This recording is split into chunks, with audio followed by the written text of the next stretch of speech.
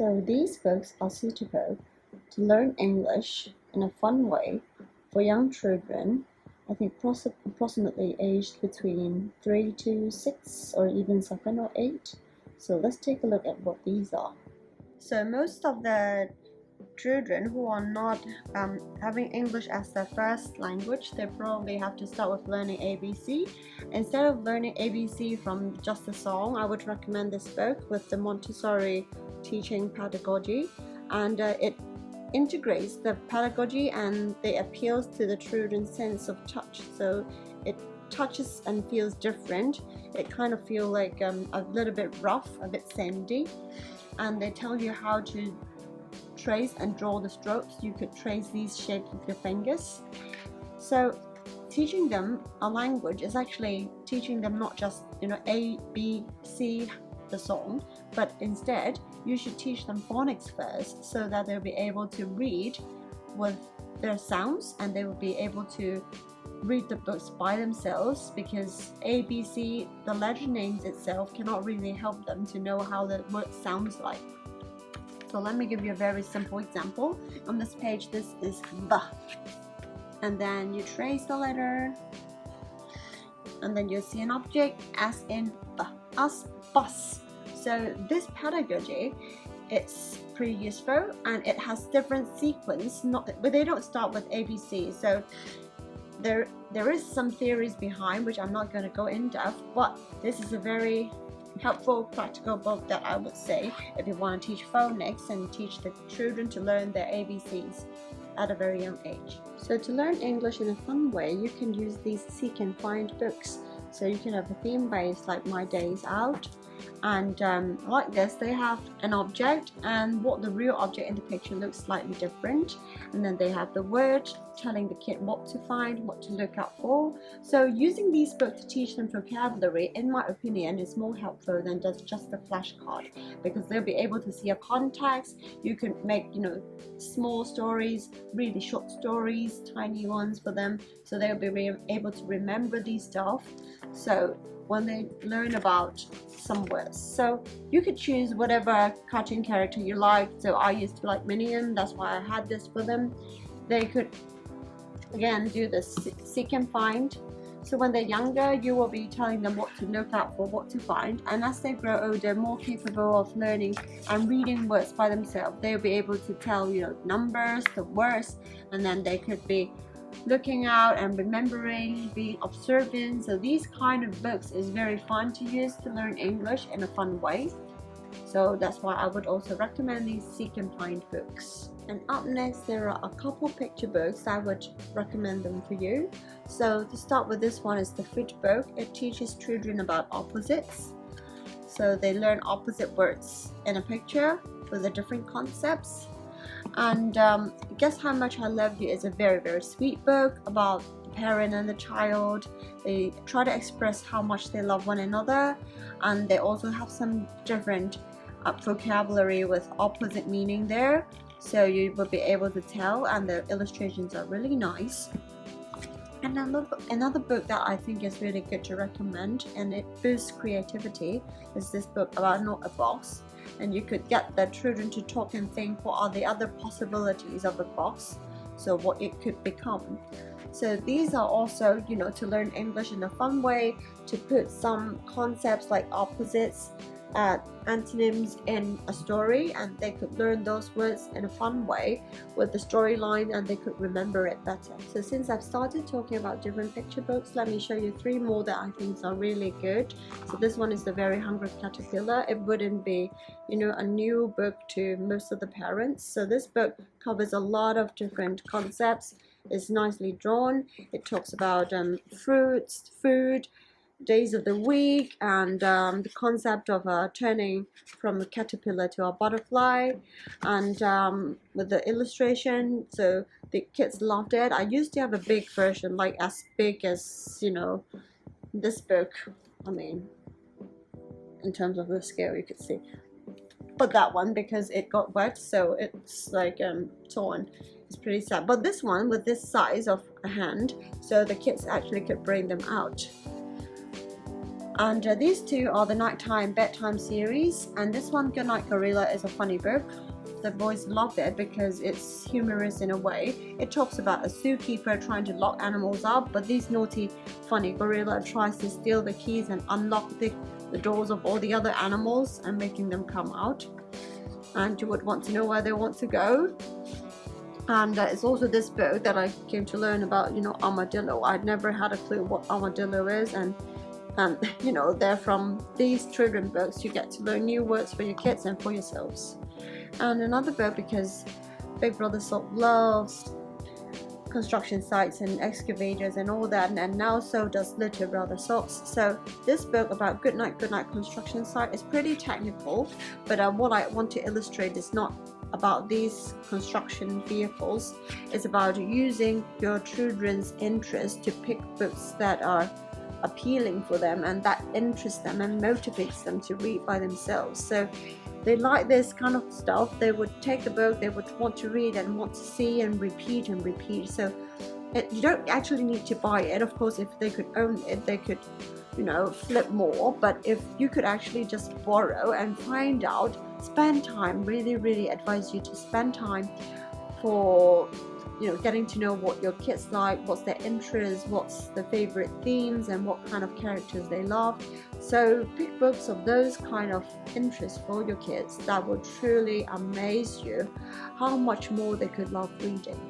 In front of you are different books, but they're all very colorful. This one, Maxed, by Ari Cho, talks about how we should get along with different kinds of people and not to really think that we are the best. And it also has the theme of learning colors, about mixing and the beauty of different colors, as they could also represent different race and culture and all that. So this is a book with beautiful illustration, but a very universal theme and learning in it. So it talks about mixing and then not being just finding out who's the best and all that. So I really love the idea, and I really love the illustration of this book. So it's called Maxed. And Maxed, there is this Maxed Emotions from Inside Out. I think most of you know this. This is a set of books, and it also appeals to people's feelings. So let me take a look at sadness with you. So it's pretty straightforward. It talks about what sadness is, how it feels, and with these beautiful and nicely designed characters of Disney and Pixar, and you would be able to even when they grow older, you could show them the movie and they could have more resonance and remember more about these books. So learning about emotions by reading, while reading, is really key and essential for the boys, and this is also one of the things that I really am into. And there's another picture book that is really wonderful, as stated in the name, The Wonderful Things You Will Be. It's a very sweet book. It talks about you're going to grow up to become what you want to become, and have your dream, that kind of thing, and you will be able to see pretty illustration and all that. So this is a book full of love, full of hope, and full of trust for your kids, and is a very recommended book. So I hope you'll spend some time to read through them. Right, here comes these two books that I love them. I absolutely love them. This might still be quite difficult for younger kids, but it's no harm to get them earlier because when Big Brother Slops was just 2 years old, I got them, and I really keep them so nicely. So this set of book is about great grammar book. They talk about nouns, telling you what that is, and have a matching exercise of this is the road with the picture and the word, and then you can see verbs. You can move this and they will highlight what kind of verbs, what kind of action is going on. And there's this adjectives with these illustration of the parts. You can mix and match the body parts and to see how they're being described. And adverbs telling you how people do things, like messily, sleepily. And they talk about pronoun. They give you a mirror there, the he, she, it. And here comes this really pretty illustration of prepositions, you know, out of the gate, that is, and around the tree. Of course, I'm not going to get the dog around the tree, but you could see, and through the hole into the hedge,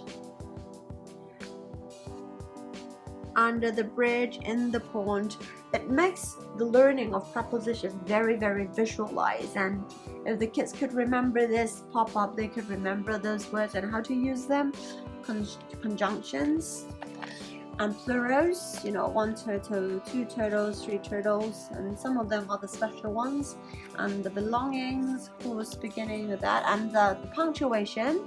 You could have the answer key there, and you could just put it back up, and even basic sentence structure. I think this book is pretty comprehensive for a beginner level of wanting to have basic mastery, a basic understanding of grammar, and this is really pretty. And this one is about the timetable. I'm not, you know, a math teacher, and I'm not really good at math, but this is super pretty. That I just want to show you how it looks like inside for a little bit. So it again has some pop-ups, and you could, you know, move them. That's how it looks. So having these kind of really pretty pop-up illustrated books really increase their interest level and appeal to the kids, and to use English in a fun way, to learn through playing and beautiful things, absolutely will make English less difficult or even easy for your kids. And then these two are really big books, the one at the top there and the one here. I'm just going to illustrate one to you. The one there is, you know, just for the big brother socks and the little brother socks, because they love construction sites. So a more, you know, friendly and popular one would be the Ultimate Book of Vehicles, with lots of lift the flaps there, and they could move. Let me show you this.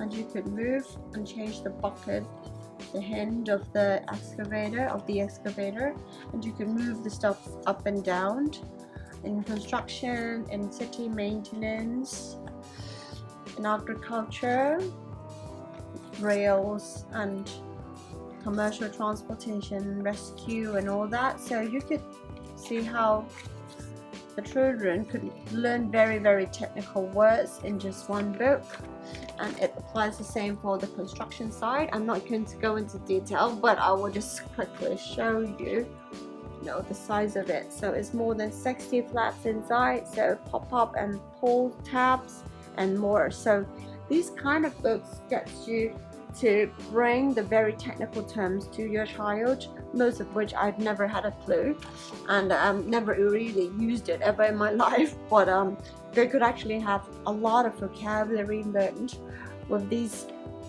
clearly indicated picture books. So you can see as the picture has shown you over here. Alright, so I'm going to stop here today. I hope you have got some inspiration of what good quality and outstanding English books you could read with your children or with your students. And don't forget to comment, like, share, and subscribe, Mrs. Socks. Enjoy your day. Thank you.